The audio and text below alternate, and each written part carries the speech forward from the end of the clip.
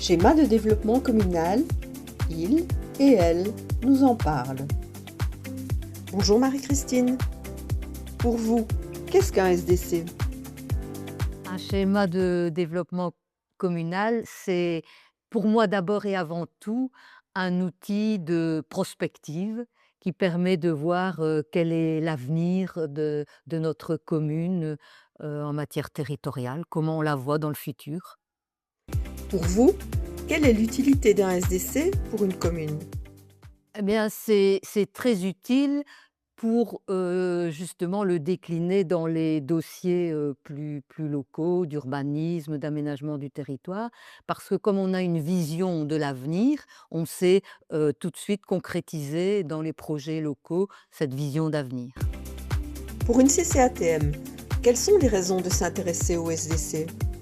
Et en tant que présidente de la CCATM, avec les membres d'ailleurs, on a très souvent fait référence, au SDC qui est en cours actuellement à tourner, pour donner, notre avis sur des projets, d'urbanisme, des projets d'aménagement dans certaines zones, urbaines ou rurales d'ailleurs. Et Pour la commune de Tournai, quel serait, selon vous, un enjeu majeur à appréhender dans le futur SDC? l'enjeu principal, je pense, c'est évidemment lié, au zéro béton, dans le futur, moins artificialiser les sols et donc comment dans une commune quand même assez spécifique comme Tournai, c'est-à-dire un gros centre urbain et quand même 29 villages, donc plusieurs centres villageois, comment appliquer, cette politique de non-artificialisation pour, le futur de la commune. C'est vraiment, je pense, un gros enjeu. Pour vous, quel est l'intérêt de la participation citoyenne dans la conception du SDC? Et quelle serait une bonne manière de faire participer les citoyens?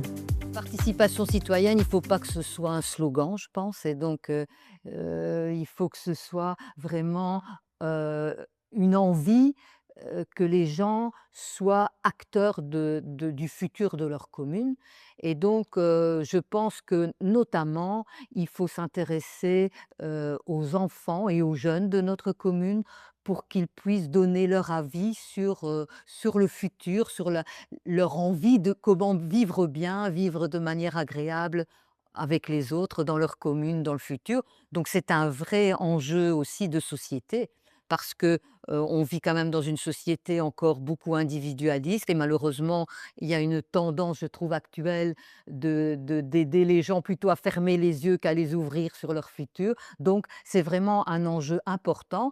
Donc comment le faire? Bah, je pense que la question est ouverte pour tout le monde, pour tous ceux qui, comme nous, sont acteurs un peu dans la vie sociale, mais je pense notamment travailler avec les jeunes dans les écoles, dans leur lieu de vie, mais en n'oubliant pas, les autres âges. Mais je trouve que les jeunes et les enfants, c'est important parce que c'est leur vie future qui est en jeu. Pour vous, quel est l'ingrédient majeur pour concevoir le SDC dans les délais de la mandature communale? Bien, effectivement, si on veut que ce soit à la fois un outil de prospective qui soit intéressant et important, il faut évidemment que l'expertise puisse être utilisée. Mais comme on veut aussi que ce soit un outil non seulement de mis au point pour une élite, mais pour toute la population et que tout le monde puisse s'investir dans ce projet du futur, il faut commencer tout de suite. Et donc, pourquoi pas commencer déjà des petits ateliers de participation où les gens donnent leur avis tout à fait en amont. Et puis après, c'est aux experts de rassembler ces avis qu'on a obtenus, qui ne seront pas sans doute dans le langage de l'expert, et de venir après le traduire, je dirais, en outil de prospective. À ce stade, quelle est pour vous la principale difficulté ou crainte liée à la réalisation du SDC? La difficulté, bon, je l'ai déjà dit par rapport à notre ville, c'est effectivement la manière dont notre commune est conçue. Ça, c'est certainement une difficulté par rapport à comment bien définir les endroits qui seront les centralités et autres. Mais la difficulté aussi, je pense actuellement, c'est aussi le fait que le développement territorial est souvent aux mains de promotions immobilières et donc comment en arriver à ce que, ces intérêts qui sont quand même des intérêts au départ, allez, privés et même financiers, puissent se conjuguer avec, l'intérêt public qu'il y a à un développement, zéro béton, à un développement non artificialisation dans la commune.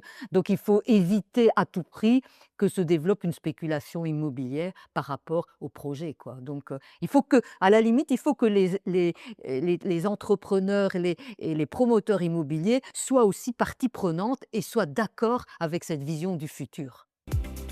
Merci Marie-Christine d'avoir partagé votre approche du schéma de développement communal.